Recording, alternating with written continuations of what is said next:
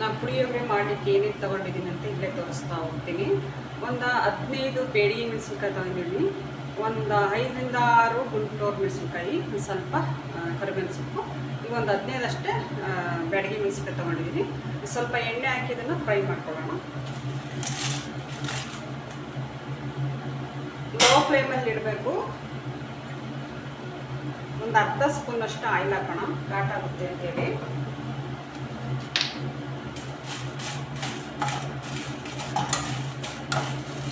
ಖಾರಕ್ಕೆ ಎಷ್ಟು ಬೇಕೋ ನೀವು ಅಷ್ಟು ನೋಡ್ಕೊಂಡು ಹಾಕಿ.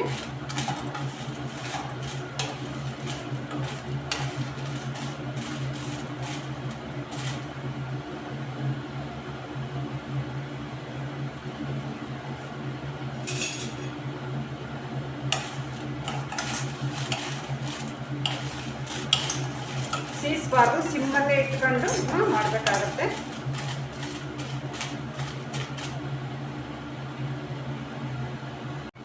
ಇವಾಗ ಸ್ವಲ್ಪ ನಾನು ಕರಿಬೇವು ಹಾಕ್ತಾ ಇದ್ದೀನಿ, ನೋಡ್ತಾ ಇದ್ದೀರಲ್ಲ. ಇದ್ರ ಜೊತೆಗೇನೆ ಹಾಕಿದ್ದೀನಿ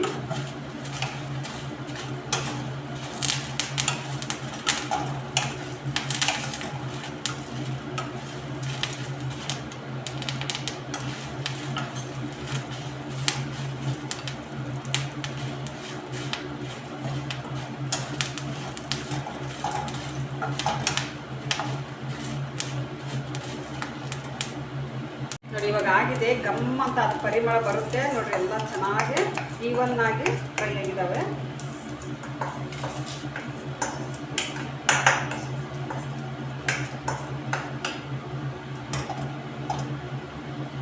ಕಡಲೆಬೇಳೆ 2 ಟೇಬಲ್ ಸ್ಪೂನು,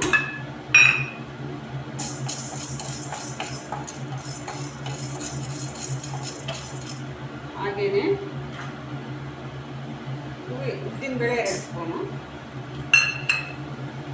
ನಾನು ಈ ಥರ ಸ್ಪೂನ್ ತಗೊಂಡಿರೋದು ನೀವು ನೋಡ್ತಾ ಇರ್ಬೋದು.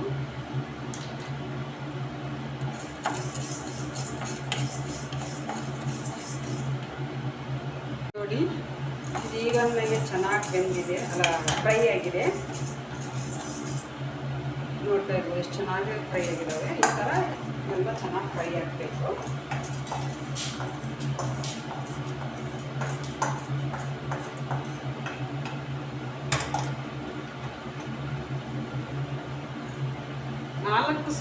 ಟೇಬಲ್ ಸ್ಪೂನು ಧನಿಯಾ ತೊಗೊಂಡಿದ್ದೀನಿ, ಕೊತ್ತಂಬರಿ ಕಾಳು,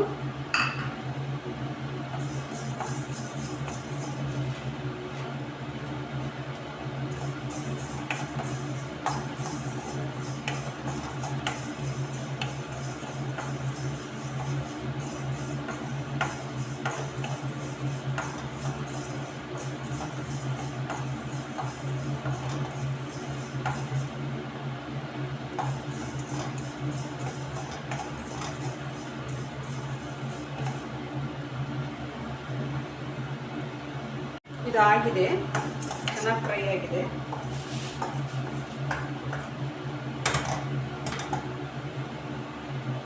ಇದು ಒಂದು 2 ಟೇಬಲ್ ಸ್ಪೂನ್ ಅಷ್ಟು ಬಿಳಿ ಎಳ್ಳು ತೊಗೊಂಡಿದ್ದೀನಿ. ನೀವು ಬೇಕಾದರೆ ಕಪ್ಪು ಎಳ್ಳಿದ್ರೆ ತೊಗೊಳ್ಳಿ. ನನ್ನ ಹತ್ರ ಇರಲಿಲ್ಲ ಅಂತೇಳಿ ನಾನು ಬಿಳಿ ಎಳ್ಳು ತೊಗೊಂಡಿದ್ದೀನಿ. ಕಪ್ಪು ಎಳ್ಳಿದ್ರೂ ಚೆನ್ನಾಗಾಗುತ್ತೆ.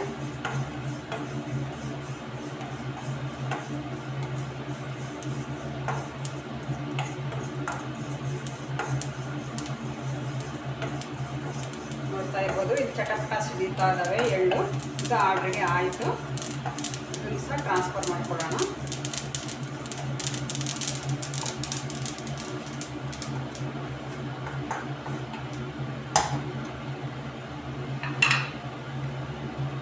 ಒಂದು 4ರಿಂದ 5 ಸ್ಪೂನ್ ಆಗುವಷ್ಟು ಇರ್ಬೋದೇನೋ ಒಣ ಕೊಬ್ಬರಿ. ಈ ಥರ ಒಂದು ಬಟ್ಲಲ್ಲಿ ಒಂದು 1/4 ಭಾಗ ಇಷ್ಟು ತೊಗೊಂಡಿದ್ದೀನಿ ಅಷ್ಟೇ. ಒಂದು ಅರ್ಧ ಬಟ್ಲು ಕೊಬ್ಬರಿಯಲ್ಲಿ 1/4 ಭಾಗ ಅಂದ್ಕೊಡ್ಬೋದು. ಸ್ಪೂನ್ ಲೆಕ್ಕದಲ್ಲಿ ಹೇಳ್ಬೇಕು ಅಂದರೆ ಒಂದು 4ರಿಂದ 5 ಸ್ಪೂನ್ ಲೆಕ್ಕಕ್ಕೆ ಹೇಳ್ಬೋದು. ಇದನ್ನು ಸೇರಿಸಬಾರ್ದು.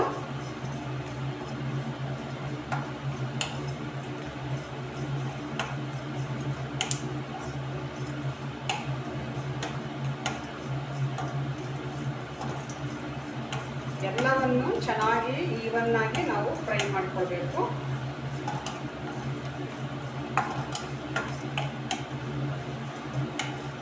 ಥರ ನಾವು ಮಾಡಿ ಫ್ರಿಜ್ಜಲ್ಲಿ ಇಟ್ಕೊಂಡ್ರೆ ನಮಗೆ ಬೇಕಾದಾಗ ಮಕ್ಕಳಿಗೆ ಡಬ್ಬಿಗೆ ನಾವು ಪುಳಿಯೋಗರೆ ಮಾಡಿಕೊಡ್ಬೋದು.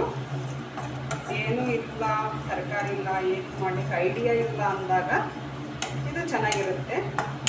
ಪಟ್ಟಂತ ಆಗಿಬಿಡುತ್ತೆ. ಎಲ್ಲಿಗಾದರೂ ಹೋಗ್ಬೇಕಾದ್ರೆ, ಎಲ್ಲಿಗಾದರೂ ನಾವು ಹೋಗ್ಬೇಕಪ್ಪ ಅಂದರೆ ಬೇಗನೆ ತಿಂಡಿ ಬ್ರೇಕ್ಫಾಸ್ಟ್ ಮಾಡಬೇಕು ಮಕ್ಕಳಿಗೆ ಡಬ್ಬಿಗೆ ಅಂತ ಹೇಳಿದರೆ ಈ ಥರ ರೆಡಿ ಮಾಡಿ ಇಟ್ಕೊಂಡ್ಬಿಟ್ರೆ ಮಕ್ಕಳು ತುಂಬ ಇಷ್ಟಪಡ್ತಾರೆ ಪುಳಿಯೋಗರೆ. ಎಲ್ಲರೂ ನಮ್ಮ ಮನೆಯಲ್ಲಿ ಸಹ ಅಷ್ಟೇ, ನಮ್ಮ ಮಗನಿಗೆ ತುಂಬ ಇಷ್ಟ. ಇದನ್ನು 2 kg 1 kg ಈ ಲೆಕ್ಕದಲ್ಲಿ ಸಹ ಮಾಡ್ಬೋದು. ಆ ಥರ ನಾನು ಮಾಡ್ತೀನಿ. ಮಾಡಿದಾಗ ನಿಮಗೆ ಖಂಡಿತ ಅದನ್ನ ಶೇರ್ ಮಾಡ್ಕೊಳ್ತೀನಿ. ನೋಡ್ತಾ ಇರ್ಬೋದು ಇಲ್ಲೆಷ್ಟು ಚೆನ್ನಾಗಿ ಎಲ್ಲದೂ ಸಹ ಫ್ರೈ ಆಗಿದೆ.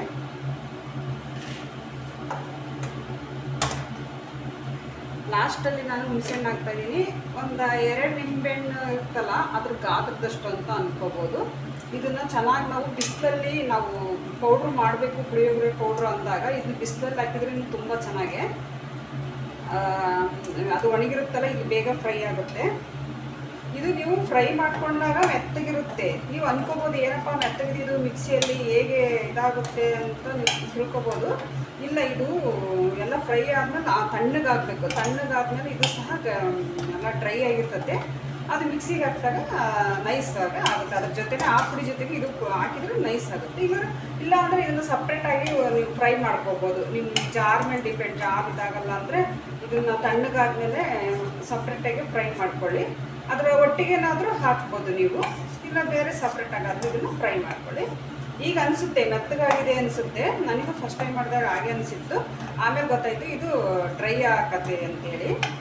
ಡ್ರೈ ಆದಮೇಲೆ ಪುಡಿ ಚೆನ್ನಾಗಾಗುತ್ತೆ. ಇದು ನಾರಿಲ್ದಂಗೆ ಯಾವುದೇ ಬೀಜ ಇಲ್ದಂಗೆ ಇದು ಹೊಸ ಹುಣಸೆಹಣ್ಣು ಸೋಸ್ಕೊಳ್ಬೇಕಲ್ಲಯ್ಯ. ಈ ಹೊಸ ಹುಣಸೆಹಣ್ಣು ಬಂದಾಗ ಈ ಥರ ನಾವು ಪೌಡ್ರ್ ಮಾಡಿ ಇಟ್ಕೊಳ್ಬೇಕು, ಪುಳಿಯೋಗರೆ ಪೌಡ್ರು. ಕಲ್ಲರ್ ಏನು ಬ್ಲ್ಯಾಕ್ ಆಗಲ್ಲ ಇದೆ, ಯಾಕಂದರೆ ಹೊಸ ಹುಣಸೆಹಣ್ಣು ಅಲ್ವಾ, ಅದರಿಂದ ಹೇಳ್ತಾ ಇದ್ದೀನಿ.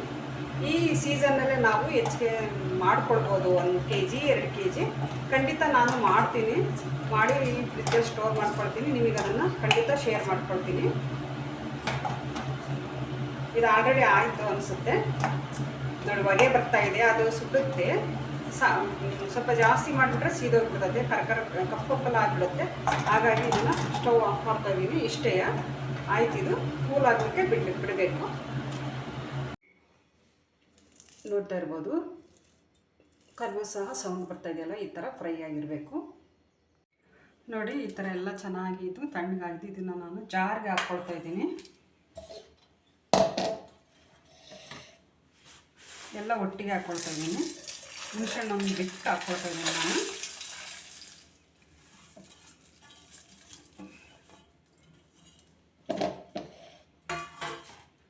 ನೋಡಿರಿ ಈ ಥರ ಇದು ತಣ್ಣಗೆ ಬಿಟ್ಟಿದ್ದೀನಿ.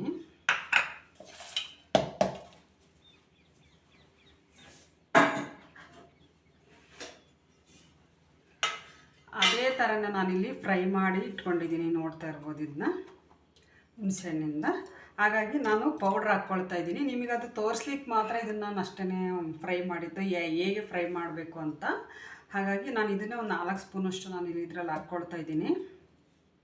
ನೀವು ಈ ಥರನೇ ಅಡ್ವಾನ್ಸ್ ಆಗಿ ಇದನ್ನು ಹುರಿದ್ಬಿಟ್ಟು ಫ್ರೈ ಮಾಡಿಬಿಟ್ಟು ಪೌಡ್ರ್ ಮಾಡ್ಕೊಂಡು ಇದಕ್ಕೆ ಪೌಡ್ರ್ ಮಿಕ್ಸ್ ಮಾಡ್ಕೋಬೋದು. ಯಾಕಂದರೆ ಇದು ಸಣ್ಣ ಜಾರಲ್ಲಿ ನಾನು ಹಾಕ್ಕೊಂಡಿದ್ದೆ, ಇದು ದೊಡ್ಡ ಜಾರಲ್ವ, ಇದಕ್ಕೆ ಇದನ್ನು ಪೌಡ್ರ್ ಹಾಕ್ಕೊಂಡ್ರೆ ಮಿಕ್ಸ್ ಆದರೆ ಚೆನ್ನಾಗಿರುತ್ತೆ ಅಂತೇಳಿ ಈ ಥರ ಪೌಡ್ರ್ ಮಾಡ್ಕೊಂಡಿದ್ದೀನಿ. ಹುಣಸೆಹಣ್ಣಿನ ಪೌಡ್ರು ನಾನು ಇದರಲ್ಲಿ ಒಂದು ಅರ್ಧ ಸ್ಪೂನಷ್ಟು ನಾನಿಲ್ಲಿ ಅರಿಶಿನ ಹಾಕ್ತಾಯಿದ್ದೀನಿ.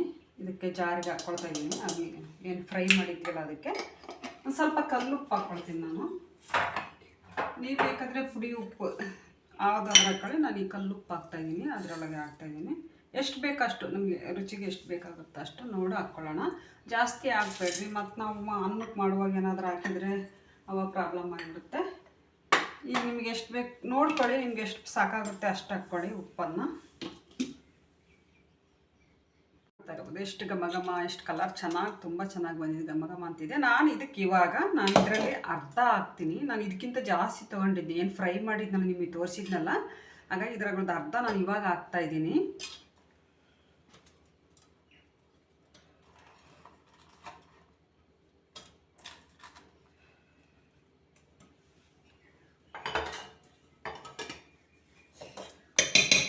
ಮನೆಯಲ್ಲೇ ನಾವು ಶುಚಿಯಾಗಿ ರುಚಿಯಾಗಿ ಮಾಡ್ಕೊಳ್ಬೋದು.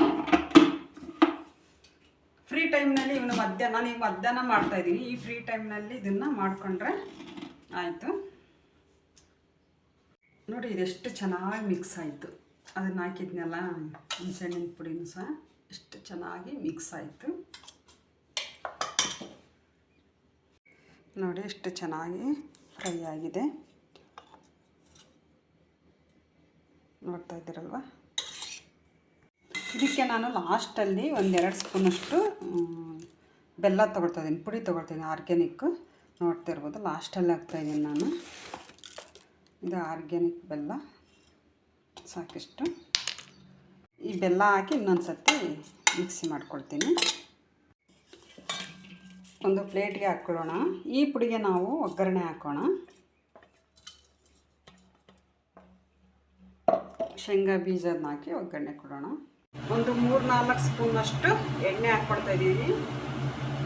ನಾನಿಲ್ಲಿ ಕಡಲೆಕಾಯಿ ಎಣ್ಣೆ ಹಾಕ್ತಾಯಿದ್ದೀನಿ. ನೀವು ಯಾವುದು ಬೇಕಾದರೂ ಎಣ್ಣೆ ಹಾಕ್ಕೊಳ್ಬೋದು.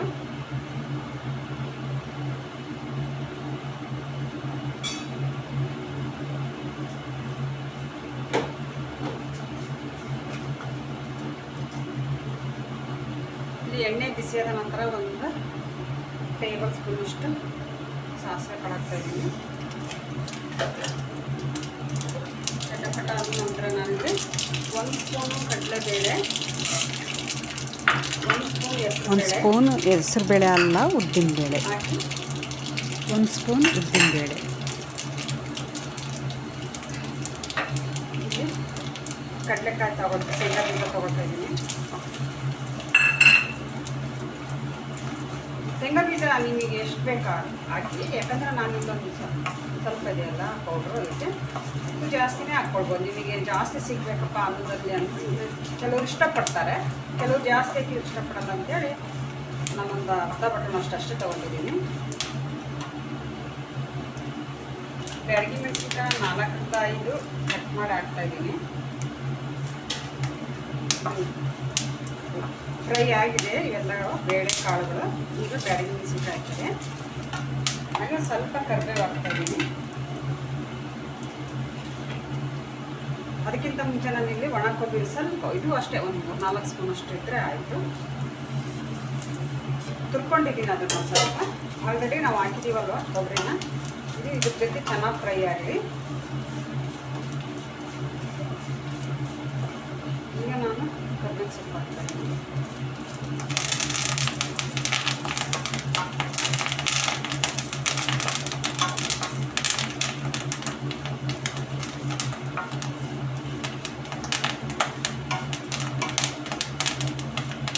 ಇವಾಗ ಅದೇನು ಫ್ರೈ ಮಾಡಿ ಇಟ್ಕೊಂಡಿದ್ದಲ್ಲ ಪೌಡರ್ ಅದನ್ನ ಹಾಕ್ತಾಯಿದ್ದೀನಿ. ಇದು ಪೌಡ್ರ್ ಹಾಕಿದ ತಕ್ಷಣ ನಾವು ಸ್ವಲ್ಪ ಅಷ್ಟೇ ಫ್ರೈ ಮಾಡ್ಕೋಬೇಕು, ಜಾಸ್ತಿ ಫ್ರೈ ಮಾಡ್ಕೋಬೇಕು. ಆಲ್ರೆಡಿ ಇದನ್ನೆಲ್ಲ ಫ್ರೈ ಮಾಡಿದ್ದೀವಿ, ಸೀಸಬಾರ್ದು. ಜಸ್ಟ್ ಹಾಗೆ ಸ್ವಲ್ಪ ಹಿಂಗೆ ಕೈಯಾಡಿಸಿ ಆಫ್ ಮಾಡಿಬಿಡ್ಬೇಕು. ಆಫ್ ಮಾಡಿ ಬೇರೆ ಜಾಗ ಟ್ರಾನ್ಸ್ಫರ್ ಮಾಡಿ ಅಲ್ಲೇ ಬಿಟ್ಟರೆ ಮತ್ತಷ್ಟು ಸೀದೋಗ್ಬಿಡುತ್ತೆ ಗ್ಯಾಸ್ ಹೀಟಿಗೆ. ಸಾಕಿಷ್ಟೇ, ನಾನು ಬೇರೆ ಕಡೆ ಇಡ್ತಾ ಇದ್ದೀನಿ.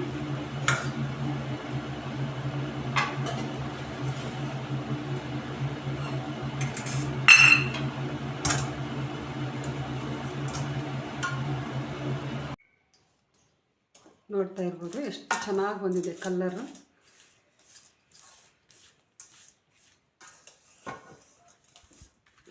ಎಲ್ಲಿ ಸೀದಿಲ್ಲ, ತುಂಬ ಚೆನ್ನಾಗಿ ಘಮ ಘಮ ಅಂತ ಪರಿಮಳ ಬರ್ತಾ ಇದೆ. ನೋಡ್ತಾ ಇದ್ದೀರಲ್ವ ಎಷ್ಟು ಚೆನ್ನಾಗಿ ಬಂದಿದೆ.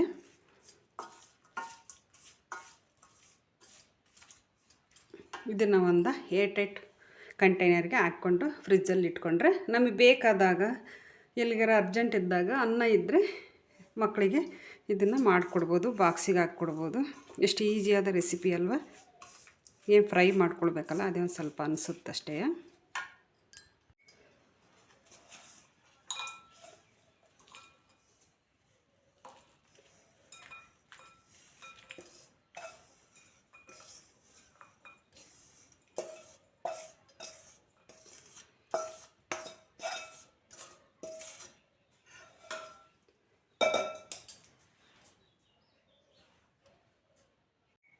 ನೋಡ್ತಾ ಇದ್ದೀರಲ್ಲ ಎಷ್ಟು ಚೆನ್ನಾಗಿ ಬಂದಿದೆ ನೋಡಿ.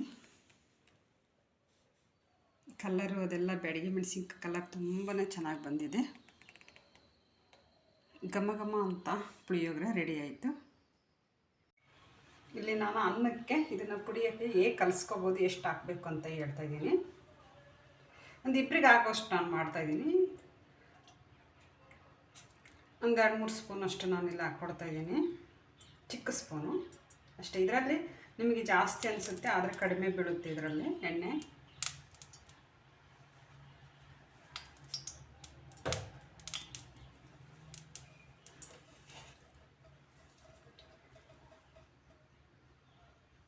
ಸ್ವಲ್ಪ ಕರಿಬೇವು ಹಾಕ್ತಾಯಿದ್ದೀನಿ.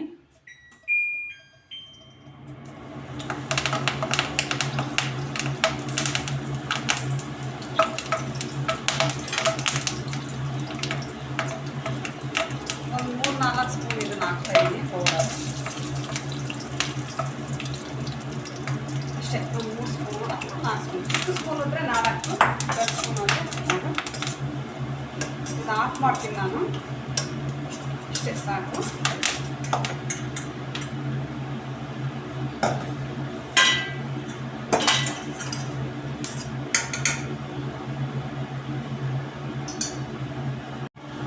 ಇಲ್ಲಿ ಅನ್ನ ಹಾಕಿ ಕೈ ಆಡ್ತಾ ಇದ್ದೀನಿ. ಪೌಡ್ರ್ ಜಾಸ್ತಿ ಆಯಿತು ಅಂದರೆ ಇನ್ನೊಂದು ಸ್ವಲ್ಪ ಅನ್ನ ಹಾಕ್ಕೊಳ್ಳಿ.